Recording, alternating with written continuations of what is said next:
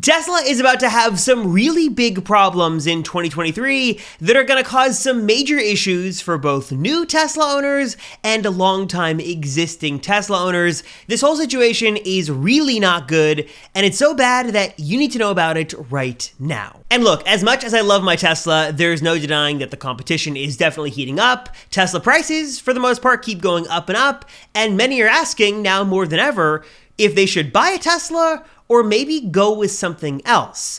And coming from someone who drives a Tesla, who owns multiple Teslas, who has sort of been in this game for years and generally makes positive videos about Tesla on this channel, let me break down the top 8 or so biggest problems that Tesla is facing right now in 2023 and some possible solutions for these problems. Let me tell you why this is such a big deal, why you need to know about it, and why it is sometimes getting harder and harder to recommend a Tesla for a new EV enthusiast. You can tell me down below, am I out of line? Am I in line? Is this a big deal, a small deal? Let's discuss down below and get into some of the biggest problems Tesla is facing right now in the new year. And a huge thanks to Endel for sponsoring this video. All right, so let me start with one thing that I think is one of Tesla's biggest problems right now, and something I'm going to keep talking about until they fix it, and that is the fact that they no longer include any charging cable with the car. And I get it, on the surface, this might not seem like a big deal on first glance, but while so many people are buying Teslas for the very first time, more importantly, they're buying their very first EV, not including a charging cable with the car, to me, is not only downright wrong, but again, in my opinion, simply unforgivable on Tesla's part. I mean, even Apple, for example, a notoriously cheap, stingy company, may no longer include a charging brick in the box, but still does include the cable you need to actually charge the phone in the box. And to me, this just seems wrong on so many levels that Tesla is not doing this, especially considering the price of Tesla's cheapest vehicle is well north of $40,000. Because ultimately, what this means for new owners is a few things. One is that they now need to spend hundreds of dollars more on top of the price of their car just to be able to charge their car at home. And also, they need to realize that they may have a very good chance of taking delivery of the car before the actual charging cable arrives. And I totally get that Tesla doesn't want to give out a free wall connector to everybody who wants one, or even charging extra for the NEMA 1450 adapter and the different NEMA plugs. I get that, but not giving a basic plug, a basic mechanism to charge a car off a regular old 120 volt outlet, to me just seems like a unforgivable cost-cutting measure that I don't think is true. And I know Tesla and Elon say that, oh, no one really uses it, that's what our stats say, but I don't think that's true. But for many people getting their very first Tesla, they need a way to charge it, and they need that charging cable, they need that mobile connector, and not including it with the car and then charging hundreds of dollars more for it just seems to me downright wrong. All right, now before we continue, let's take a break for just a moment because I kind of sort of want to change up the mood. I want to slow things down because I want to tell you guys about an amazing app that has helped me become way less stressed, way less anxious, and has really helped me become more focused, feel more rested than really ever before. And if all this sounds amazing and you want a little bit of this magic for yourself, then you have definitely got to check out the amazing app that is also the sponsor of today's video, and that is Endel. Now, if you haven't heard of Endel before, let me introduce you to an incredible environment-based app that takes everything we know about sound and combines it with cutting-edge technology, and the result is a real-time, personalized group of soundscapes to help you relax, get more focused, help you sleep better.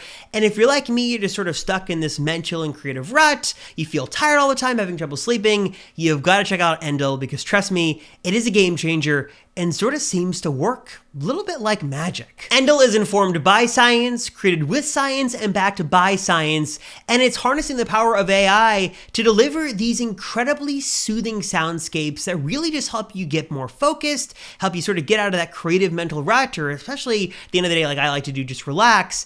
And it's also using patented Endel Pacific tech that adapts to real-time personal input. So things like location, weather, even heart rate can all be taken into account to deliver you this really amazing, soothing, just really awesome personalized soundscape to help you do what you need to do better than ever before. In fact, brainwave studies show that Endel provides the fastest, most consistent focus versus random playlists on typical streaming platforms, and Endel complements your circadian rhythm, so it helps you improve how you feel, whether it's during the day or at night. It's gonna give you what you need when you need it. And to make things even better, the first 100 people to download Endel at my special link down below in the description will get a free totally free week of audio experiences. Again, the experience here with Endel is unlike anything else. It is soothing, it is magical, helps me get more focused, more energized. You've got to check it out for yourself today. So again, learn more, download Endel, and start your own personal audio experience today by clicking the link right down below in the description. And speaking of charging, another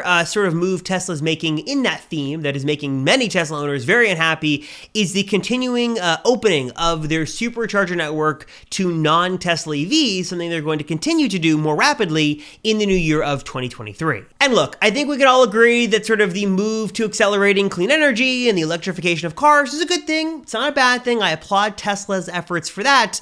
But let's also be honest in saying that as it stands right now, especially with the ever-changing EV landscape, one of Tesla's biggest advantages, one of their unique advantages, is the robustness and reliability and speed of the supercharger network, and the fact that it exclusively only works, for the most part right now, for Tesla vehicles. And thanks to the sheer number of superchargers around the world and destination chargers, their reliability, their speed, they've quickly become one of the biggest perks of owning a Tesla. Many people, especially who do a lot of road trips and who just want a good, reliable charging network, will specifically choose a Tesla over other vehicles just for access to that supercharger network. But all of that is going to really continue to change, and not in a good way. With Tesla opening up superchargers to non-Tesla EVs, many are concerned that with added congestion and longer wait times, there's just going to be generally more wear and tear and usage of these superchargers that are not going to be a benefit to the Tesla owners who pay to have access exclusively to those charging stations, especially in urban places and big cities where supercharger lines are already long, where there's already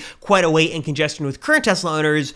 Opening up the network even more just seems like, not a recipe for disaster, but just no real tangible benefit for Tesla owners who you could say in many ways sort of funded the efforts of sort of establishing the network to what it is today. Next up, let's talk about another very hot button issue in the Tesla community, and that is Tesla removing features from cars, something they did a lot in the last year in 2022 that caused a lot of anger and frustration and drama.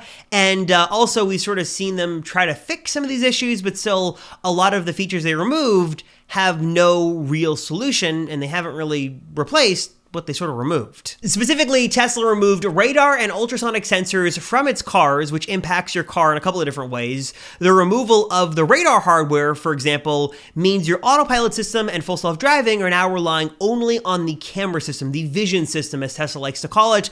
That has, of course, its pros and cons. One of the biggest, though, is that you're reduced to using autopilot only at a top speed of 80 miles an hour, and many have found, myself included, that the autopilot system generally is not as good as it was on radar, just relying only on the cameras, at least in their current state. I know Tesla has rumors and plans to upgrade the cameras and upgrade the full self-driving computer, but as of right now, that doesn't matter because your car is using the vision system, which, like I said, does have its pros in some cases, but for me has seemed a lot less reliable than it was using the old radar system. And sort of in that same vein, ultrasonic sensors is another really big feature that Tesla removed that many are not happy about. This was a system used to sort of measure your car's distance from objects. So if you're going to park in a parking spot, you've got cars around you and curbs. This was the system used for measurement.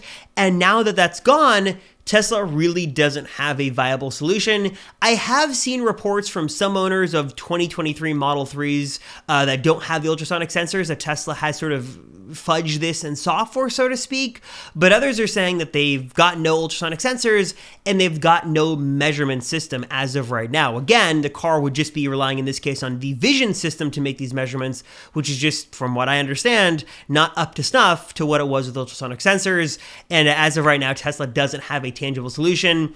It's stuff like that, removing features, and in many cases, removing perfectly good features prematurely that many owners are not happy about. Obviously, Tesla is going to make changes. They're going to adapt new technologies. They're going to upgrade cameras and systems and stuff like that. That's all well and good, but just sort of disabling radar because they think it's time, and then removing features, removing hardware features because they think it's better without having a reliable, viable solution, doesn't seem like a good move, in my opinion. Let me know down below what you think about this, but I know many new owners, especially of 2023 Model 3s, are really not happy. And while on the subject of unacceptable Tesla behavior, let me throw out one of my biggest personal grievances, something that grinds my gears, and that is the removal of floor mats and interior lighting in the rear-wheel drive Model 3. Look, I get it. This is currently your cheapest model on the road. It's going to have some cost-cutting measures built into it.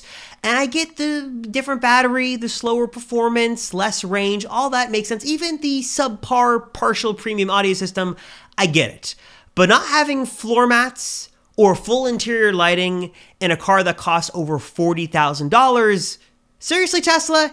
To me, that just seems like you're disrespecting your customer who bought this car. And I am one of those who have actually bought the car twice. I had a Cinder H Plus and now a rear-wheel drive Model 3. Love the car in many, many ways. It's a fantastic car. But to not have something as basic as floor mats for a car this price just sort of adds insult to injury. I, for one, just hate this move. Another big point of contention in the Tesla community is Tesla's current software strategy. And I know that many love the minimal Tesla software, and it, to Tesla's credit, is getting better and better. They're adding new features, adding new apps and music streaming services. But for many, the lack of CarPlay or Android Auto is a real big deal breaker that many cannot get over. And this one, I don't have a super strong opinion on it because I haven't missed CarPlay and Android Auto that much in my testing and in my use of Teslas. But many do not like Tesla's current software strategy. It's very closed. There's no third-party app store. There is very little customization. And as is the case with companies like Apple, it's sort of their way or the highway. So if Tesla makes a visual change to the software, like version 11 that you don't like, you're sort of stuck with it. There's no alternative. There's no plugging in your phone to use that software, getting an Android phone, trying that. There is no way to really change the Tesla experience as you would with CarPlay and Android Auto. Let me know down below, do you find this as a big problem for Tesla? Do you think they're going to correct this in the new year? Let me know down below, but thought I'd point it out because many people consider this a very big Tesla problem. I also should mention the full self-driving system has its quirks as well. I am generally impressed with its features. I think it's getting better and better, of course. Let's remember it is in beta, but I should sort of point out the obvious that many are upset that Tesla is marketing this as full self-driving when it's really not full self-driving, especially the way Tesla has handled full self-driving since the beginning, that you pay thousands and thousands and thousands of dollars for a feature set that is locked to a car, and in many cases, people spent thousands on full self-driving, never got the features, moved on to another Tesla, then had to buy the whole system again, just makes no sense to me. I think the full self-driving is getting better. I think the system is getting more and more like full self-driving. It is living up to more of its advertisement claims, and Tesla is going to continue to do work on that to make it better. But also, I think for owners who have spent the money, 10, 15, or what's the current price of FSD, whatever it is, it's well over $10,000,